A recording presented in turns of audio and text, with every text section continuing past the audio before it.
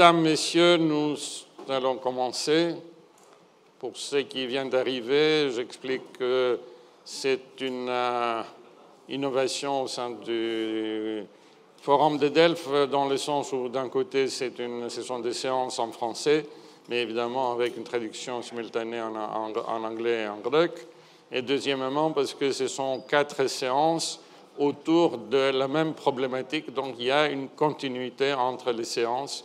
Donc le Forum de Delphes est en train d'expérimenter dans l'innovation et nous sommes très reconnaissants au Forum et à Simeon Tsomokos pour nous avoir donné cet espace, cette possibilité afin d'organiser ces séances. Ces séances ont été conçues et organisées en équipe avec Michel Fouché qui va présider à la fin à la table ronde. Donc c'est un travail basé sur une longue amitié et sur une longue collaboration entre moi et Michel. Voilà, alors donc nous avons maintenant la deuxième séance sur les défis de sécurité en Méditerranée orientale. Je pense que je n'ai pas besoin de faire une longue introduction pour expliquer combien cette thématique est importante, toujours importante, parce que la Méditerranée orientale est un carrefour géopolitique depuis l'Antiquité, mais bien entendu, après les bouleversements géopolitiques provoquée par l'invasion russe en Ukraine, la Méditerranée orientale devient à nouveau un enjeu extrêmement crucial. Nous avons 3 intervenants.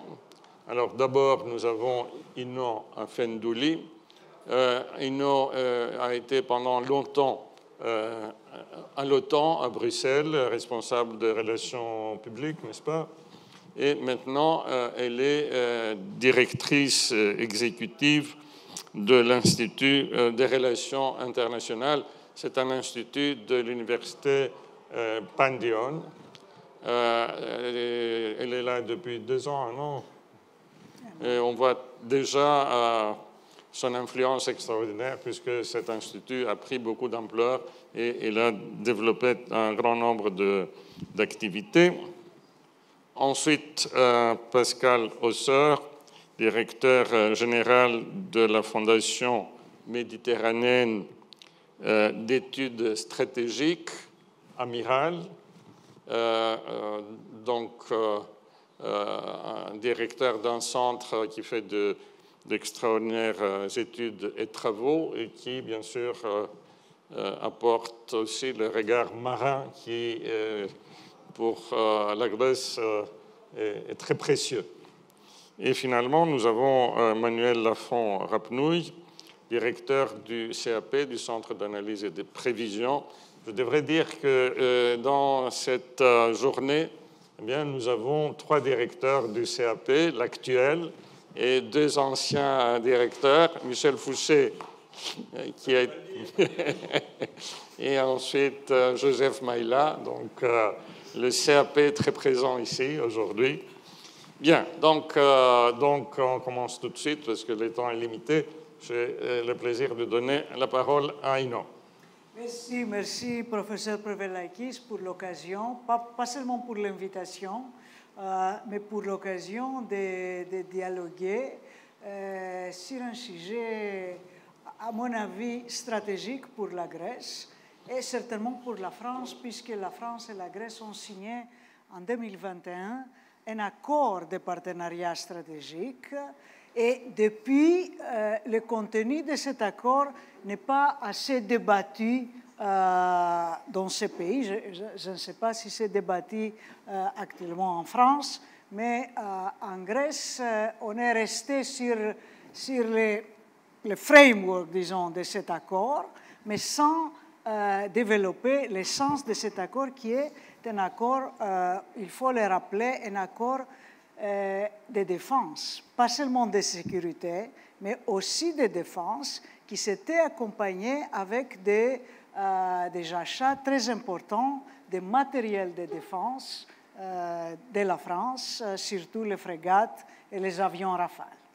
Donc, il s'agit, disons, de nouveaux cadres de relations avancés qui doivent s'accompagner de dialogues politiques qui existent à très haut niveau, mais il faut élaborer aussi à d'autres niveaux ces débats essentiels pour notre sécurité dans la Méditerranée.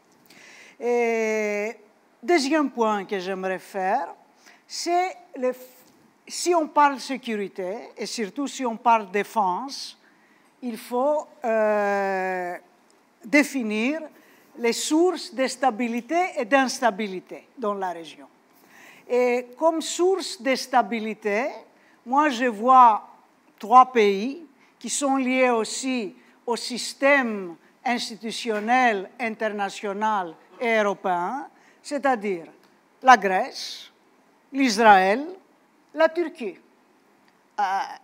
On ne peut pas exclure la Turquie étant membre de l'OTAN et perspective membre peut-être de l'Union européenne du cadre institutionnel. Et puis, on a des pays liés par des liaisons plus flexibles, disons, de la région avec soit l'Union européenne, soit l'OTAN. Facteurs de stabilité. Bien sûr, la Grèce et Israël, malgré la crise actuelle, politique, il y a des institutions dans ces pays qui sont stables et qui assurent la continuité de ces pays. Point d'interrogation, la Turquie. Notre discussion serait plus facile peut-être après les élections. Mais même avant les élections, on n'a pas de scénarios X, on a pratiquement des scénarios. Soit la réélection de l'actuel président, soit le changement avec la victoire de l'opposition.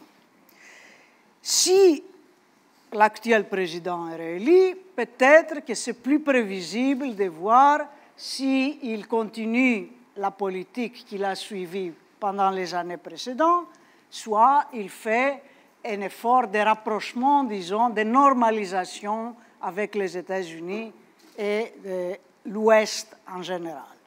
Mais si l'opposition gagne, moi je vois un tableau, bien sûr, plus encourageant, mais plus complexe, surtout pour l'Union européenne, surtout pour nous, la Grèce, Chypre et la France, parce que la Turquie va insister de réactiver la relation avec l'Union européenne. Alors, quelle forme cette relation va prendre? Je pense que ça sera le point de débat diplomatique très intense à Bruxelles si l'opposition turque vient au gouvernement. Pour moi, ça sera un facteur de stabilité, ce changement, parce qu'on aura une Turquie plus prévisible, plus pro-occidentale, mais quand même, étant donné les divisions dans l'Union européenne concernant qu'est-ce que c'est le futur de la Turquie dans l'Union européenne, ça pourrait nous mettre en difficulté, surtout s'il n'y a pas de discussion sur nos affaires bilatérales. Et en venant aux affaires bilatérales, et je ne vais pas être très long, est-ce qu'il y a une solution bilatérale ou multilatérale dans nos problèmes?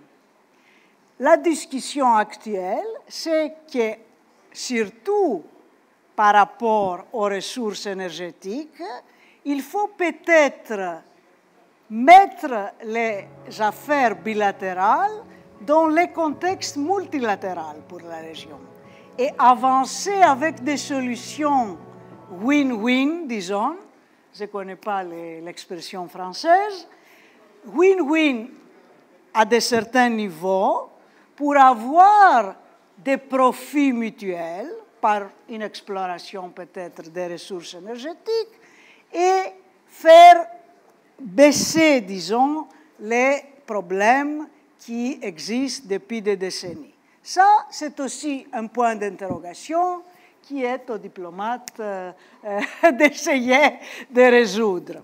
Mais un dernier point, si vous voulez, c'est qu'exactement parce qu'il y a cette interaction avec des pays membres de l'Union européenne et de l'OTAN dans la région, et des pays non membres, mais affiliés à plusieurs niveaux. Moi, je vois un vacuum, si vous voulez, institutionnel entre l'Union européenne, l'OTAN et les pays du bassin méditerranéen. Donc, j'aimerais voir une architecture plus créative que je pense absolument nécessaire, liant les pays méditerranéens de l'Afrique du Nord, du Levant, avec l'Union européenne et l'OTAN. Les formules existantes sont insuffisantes. Surtout le dialogue méditerranéen de l'OTAN, par exemple, ce n'est pas vraiment efficace. Les neighborhood policy, la politique de voisinage n'a pas donné beaucoup de fruits. Donc, dans l'après-Ukraine, parce que dans l'après-Ukraine, l'Union européenne va aussi discuter schéma d'élargissement, moi, je voyais nécessaire d'avoir une discussion sur les cadres institutionnels liant l'OTAN, l'Union européenne et les pays méditerranéens. Merci, et je vais attendre. Merci, cher Inno. Évidemment, il faut penser à l'avenir et à des formes de coopération, de pacification et bien sûr de possibilité de mettre l'accent sur notre région. Mais il y a bien sûr le court terme, et le court terme est inquiétant parce qu'on espère qu'en Turquie, un changement pourrait peut-être apporter de l'apaisement, mais on n'a pas la certitude et on ne peut pas savoir si une évolution vers un système peut-être moins centralisé ne pourrait pas créer de nouveaux défis. Donc la question de la défense reste importante. Je pense que là aussi nous avons des choses nouvelles qui paraissent. La guerre en Ukraine est pleine d'enseignements en matière de défense. On voit bien l'importance de la technologie et je pense qu'on va aller vers, vous allez nous dire, vous êtes beaucoup plus spécialiste que moi, mais je pense qu'on va assister à beaucoup de transformations grâce à l'informatique, à la technologie, à l'intelligence artificielle, etc., d'un côté. Et ensuite, il y a aussi un aspect très important qui est peut-être ignoré en Grèce, qui est ce dont on parlait hier, les représentations géopolitiques, cette représentation d'une mer Égée qui n'est pas partagée. Hein. C'est une représentation qui a été exportée par la Turquie à travers ces schémas et donc on a des enjeux immédiats qui restent importants. Donc j'ai le plaisir de donner la parole à l'amiral Auxerre pour nous parler de ces questions.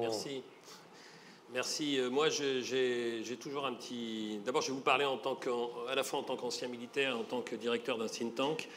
Et j'ai toujours le sentiment d'être un peu en décalage parce que je suis un peu la Cassandre... alors Cassandre, c'est un peu prétentieux parce que Cassandre avait raison et personne ne l'écoutait. Alors à la fois, c'est prétentieux et puis c'est frustrant. Alors je vais essayer d'être court pour essayer de créer un débat parce que je crois que n'importe quel vrai penseur et think tanker, si je puis dire comme ça, doit être extrêmement humble parce qu'on ne sait absolument pas de quoi demain sera fait. Et pour moi, la problématique de la conflictualité, du retour de la guerre, est une vraie problématique. Et c'est pour ça que ce forum économique, Je trouve ça bravo de cette initiative de réfléchir à autre chose que l'économie, qui n'est plus l'alpha et l'oméga des relations, et notamment dans cette région. Donc ma première idée, c'est celle-là.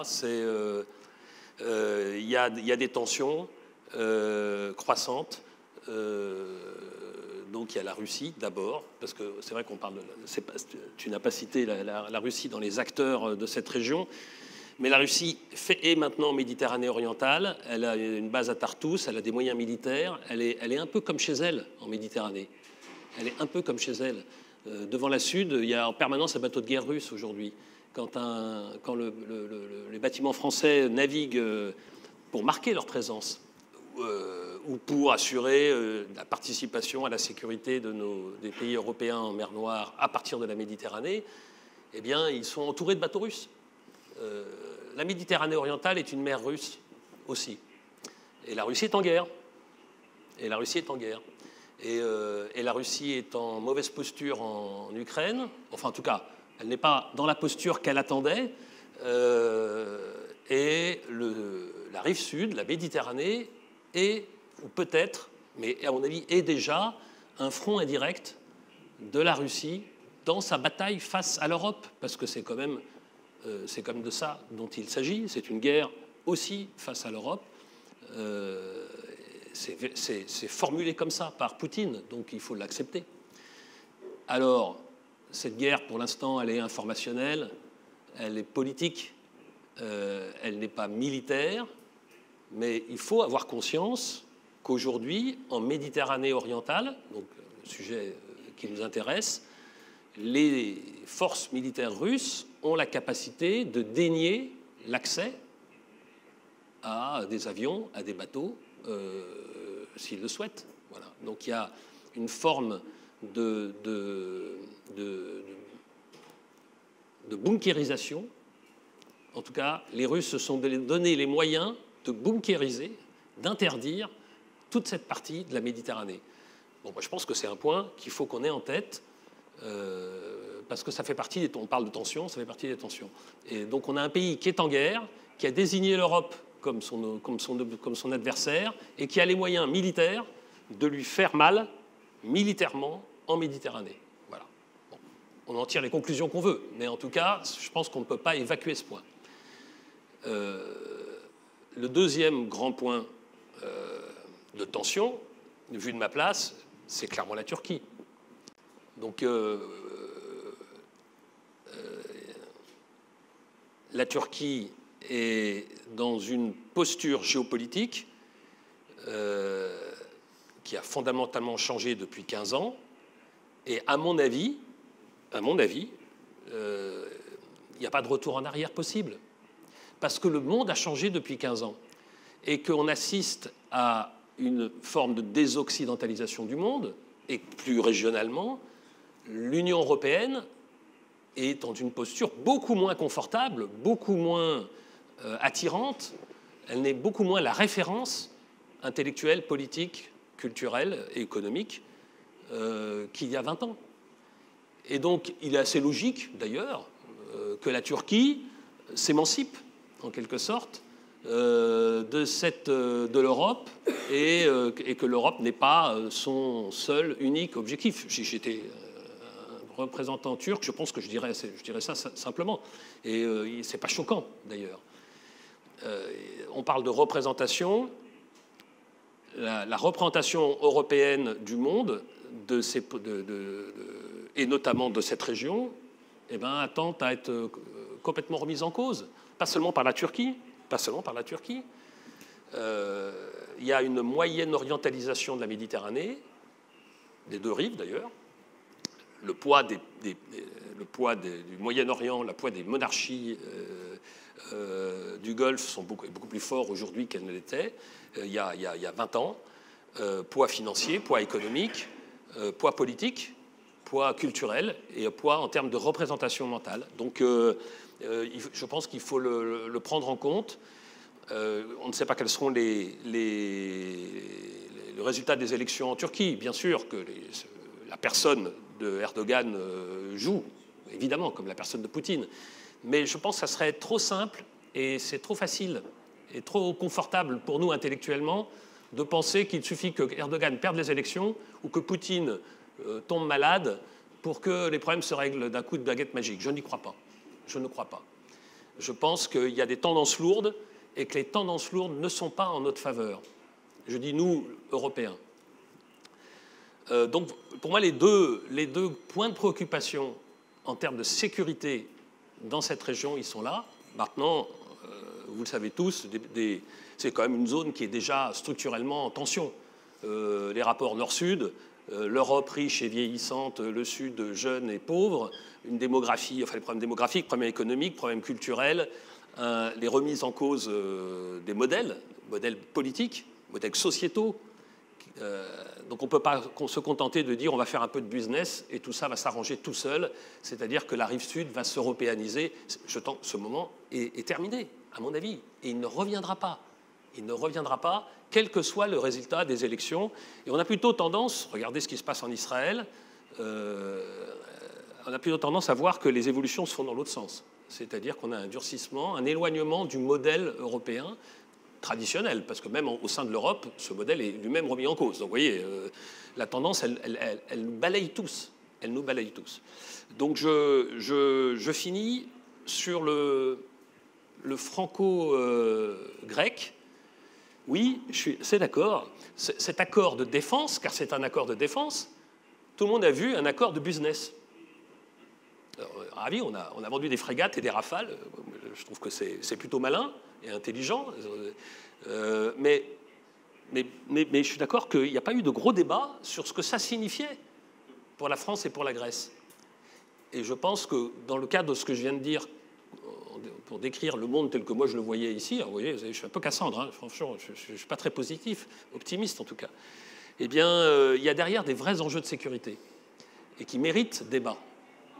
On ne sait pas de quoi demain sera fait, on ne sait pas si la guerre aura lieu, mais rappelez-vous, quelques jours avant le 22 février de l'année dernière, personne ne pensait à la guerre. Hein. On disait c'est absurde.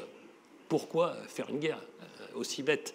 Eh bien voilà, c'est des choses qui arrivent dans l'histoire. Nous arrivons à un cycle, à fin d'un cycle, où l'histoire avec un grand H revient, la conflictualité revient, et je pense qu'il est on doit faire cet effort intellectuel sur nous-mêmes, d'accepter que les logiciels sur lesquels on travaillait il y a encore quelques années doivent être revisités, remis en cause. Et je finis là-dessus. En Méditerranée orientale, la Grèce et Chypre, un peu plus à l'est, sont en quelque sorte les bastions de l'Europe dans un environnement qui est de moins en moins européen et qu'on pensait qu'il allait s'européaniser de plus en plus. Mais c'est objectivement pas le cas et je pense qu'il faut l'accepter. Ça ne veut pas dire une fois encore, je finis là-dessus, je ne suis pas nécessairement pessimiste, mais je pense que c'est pas parce qu'on prend son parapluie qu'il va pleuvoir. Donc c'est pas parce qu'on envisage le pire, c'est d'ailleurs souvent la meilleure façon. C'est en envisageant le pire qu'on évite le pire, parce qu'on prend des mesures qui permettent de dissuader ou de s'adapter et finalement d'éviter que la catastrophe n'arrive. Voilà, je suis un peu désolé si j'ai cassé l'ambiance, mais je voulais vous donner cette idée. Merci beaucoup, Amiral. Bon, il est évident que nous sommes dans un changement d'époque et que nous devons changer de logiciel. Moi, dans mon expérience de l'OCDE, je l'ai vécu. J'ai toujours plaidé à un changement d'optique en disant l'économie, c'est pas tout. Maintenant, je pense qu'ils commencent à le comprendre, mais ça va prendre un moment enfin que le logiciel change et que nos habitudes intellectuelles changent, parce que c'est peut-être le plus important, c'est ça, c'est de commencer à réfléchir d'une manière plus adaptée à une réalité qui est extrêmement désagréable. On a toujours tendance à ne pas vouloir voir ce qui ne nous plaît pas et ce qui est contraire à certaines habitudes intellectuelles, mais les choses vont vite et c'est mieux quand même de faire cet effort plutôt que d'être obligé de le faire après des désastres. Alors, donc, on a notre troisième intervenant, Manuel Lafont-Rapnouil. Je l'ai déjà introduit, directeur donc, du CAP. Vous avez la parole. Merci beaucoup. Et d'abord, merci à vous et à Michel pour l'initiative de cette matinée. Pour celles et ceux qui ne connaissent pas le CAP ou le CAPS maintenant, Centre d'analyse de prévision et de stratégie, c'est le think tank interne du ministère. Et donc la règle veut que quand on est au CAPS, on ne représente pas forcément la position officielle du ministère. Donc je le dis, ce n'est pas le cas juste pour les anciens directeurs, c'est le cas y compris pour le directeur actuel. J'ai 3 points. Le premier, c'est quand on regarde depuis Paris, comment est-ce qu'on voit les intérêts de sécurité dans cette région. Évidemment, il y a une histoire, mais je n'ai pas le temps de faire cette histoire. Mais clairement, il y a aujourd'hui une poursuite de la présence de la France dans la région, avec la volonté d'être un acteur de la sécurité de la région. On a cette volonté à la fois parce qu'on a des intérêts directs, mais aussi, et c'est très important dans la façon dont on regarde les choses, à cause des intérêts de sécurité de nos partenaires de l'Union européenne, à cause des intérêts de sécurité de l'OTAN, le fameux flanc sud. Et parmi ces intérêts de sécurité, il y a le fait que c'est une zone par laquelle passent des routes maritimes extrêmement importantes. Et c'est en quelque sorte le cœur de mon premier point.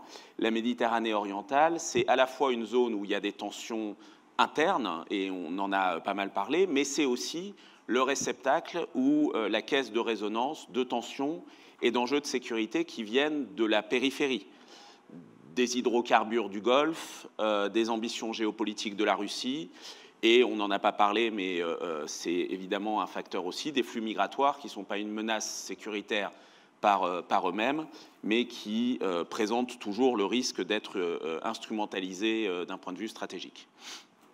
Mon deuxième point, c'est que s'il y a cette continuité et cette longueur dans l'intérêt français, c'est vrai qu'il y a un intérêt et un investissement accru dans la période récente et qui s'est accru avec, en quelque sorte, l'accumulation des crises et des tensions dans l'ensemble de la région de la Méditerranée. Si on regarde uniquement la Méditerranée orientale, avant l'Ukraine, en fait, il y avait déjà la Syrie. Et effectivement, comme l'amiral l'a dit, il y a désormais des forces navales et aériennes russes en permanence dans la zone. Et déjà avant la guerre en Ukraine, en termes d'interaction avec les autres forces militaires présentes sur place, dont les nôtres, ça crée un certain nombre de sujets. Évidemment, depuis l'Ukraine, depuis le 24 février, la guerre contre l'Ukraine menée par la Russie, ça a encore aiguisé cette situation. Et aussi, ça a un peu changé la façon dont on le regarde, dont on regarde la zone. C'est vrai que vous avez aujourd'hui un intérêt, même en France, pour la mer Noire, par exemple, qu'on n'avait pas forcément, en tout cas pas à ce niveau-là ou pas dans autant de conversations il y a encore quelques années. Mais au-delà de ces crises et de ces tensions, en fait, on voit des tendances plus larges. Et si vous regardez le dernier document stratégique de la France, la revue nationale stratégique qui a été publiée à la fin de l'année dernière, quand on parle de la Méditerranée orientale, et on en parle à plusieurs reprises, on lit des expressions comme les ambitions révisionnistes de certains pays, un opportunisme désinhibé, le risque de passage d'une compétition latente à une confrontation ouverte.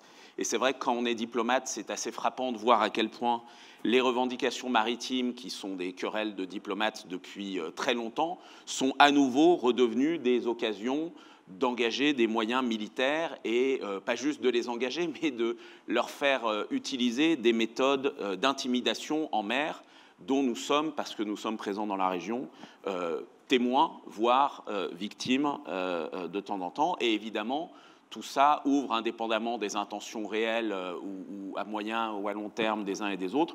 De toute façon, il y a au moins un risque, et c'est pareil, c'est une citation de cette revue nationale stratégique, le risque d'incidents potentiellement escalatoires. Évidemment, dans ce contexte-là, il y a un rôle tout à fait net du comportement de la Turquie dans ce regain d'intérêt français. Alors, j'ai une nuance avec l'amiral. Moi, je vois pourquoi on pense qu'un retour en arrière serait difficile. Je pense qu'effectivement, la stratégie de diversification est quelque chose qui dépasse le seul cas de la politique étrangère turque qu'on voit à travers le monde et qui a des conséquences.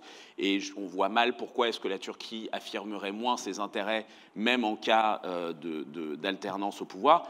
Simplement, la défense, l'affirmation de ses intérêts peut prendre des différentes formes. Elle en a déjà pris des formes assez différentes, en fait, sous toute la période Erdogan, et on peut imaginer qu'elle prenne des formes différentes. Et justement, un des sujets pour nous, et j'en viens à mon troisième point, c'est comment est-ce qu'on essaye d'avoir du poids dans la forme que prennent l'affirmation de ces différents intérêts de sécurité. Et là, je ne parle pas uniquement de la Turquie, puisque on voit un nombre croissant d'acteurs intervenir. On a beaucoup parlé de la Russie, on a un peu parlé du Moyen-Orient. Évidemment, tout le monde attend le moment où la Chine sera encore plus présente, et elle commence déjà de l'être. Et ce qui est important pour la France, je pense, c'est que ce qui compte, ce n'est pas juste la façon dont on définit, nous, nos intérêts dans la région, mais c'est aussi la façon dont on définit la vision qu'on a pour cette région et la réponse qu'on veut faire. Et ce qui est très frappant dans cet environnement, c'est l'importance de plus en plus grande des approches transactionnelles, en fait, en quelque sorte. Et je pense que pour nous, justement, le fameux accord de partenariat stratégique dans les domaines de sécurité et de défense de septembre 2021 dont on parle, c'est justement l'illustration du fait qu'on veut faire les choses différemment par rapport à cette ambiance transactionnelle qu'on voit. Il n'y a pas non plus un débat énorme en France, mais il y a eu un débat au moment où le texte a été signé. Et surtout, en fait, c'est un débat qu'on a eu beaucoup avec un certain nombre de partenaires. Et dans l'analyse, quand on fait un certain nombre d'observateurs, en fait, beaucoup ont dit, regardez, les Américains ont fait, puisqu'il y a eu aussi un accord avec les États-Unis, la même chose, et donc il n'y a pas de raison de penser que la démarche franco-grecque est particulièrement problématique. Mais je ne vais pas me cacher derrière le prétexte de la démarche américaine. Je voudrais justement, puisqu'on a dit qu'il n'y avait pas assez de débat, creuser un peu ce point. Et je pense que c'est un bon exemple de la différence entre une logique transactionnelle en politique étrangère et une logique de solidarité. Et c'est pour ça que les achats d'équipements sont la conséquence de cette vision, de cette façon de répondre aux enjeux de sécurité, et pas la cause de l'accord qu'on a passé en septembre 21. Le premier point, c'est que cet accord est conforme à nos engagements à la fois dans le cadre de l'Union européenne et de l'OTAN, mais aussi des Nations unies. Et donc, il s'agit de compléter ce qui se passe dans ces cadres institutionnels et pas de créer un substitut possible. Le deuxième point, c'est que c'est évidemment la conséquence, la matérialisation précisément de notre politique de solidarité totale avec la Grèce contre les tentatives de fait accompli. Et là, on en revient à ces différents phénomènes dont je parlais, qu'on voit non seulement en Méditerranée orientale, mais dans d'autres zones. Et le fait accompli est en quelque sorte la cristallisation de toutes les tendances que j'ai mentionnées. Et l'objectif est précisément d'empêcher ce règne du fait accompli. Et donc, il ne s'agit pas de nourrir la confrontation ou les tensions, au contraire, il s'agit de favoriser une forme de désescalade et de pousser vers les négociations politiques pour trouver une solution constructive, gagnant-gagnant. C'est la traduction assez simple de win-win. Et dernier point, surtout, c'est une politique, c'est un accord qui n'est pas un accord à sens unique. Ce n'est pas un accord de défense des Français pour les Grecs. C'est un accord bilatéral. Et donc, dans toute logique de solidarité, il y a une forme de réciprocité et pas de construction d'une asymétrie.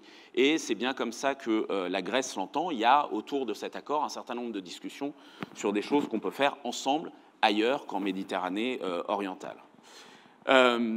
Évidemment, cet accord, et c'est mon dernier point cet accord, est aussi la conséquence, la conclusion qu'on peut tirer du fait que la zone est quand même moins prioritaire aujourd'hui pour les États-Unis qu'elle ne l'était par le passé. Et donc, il faut que les Européens prennent en main leur sécurité et la sécurité de la zone, ou en tout cas leur contribution à la sécurité de la zone.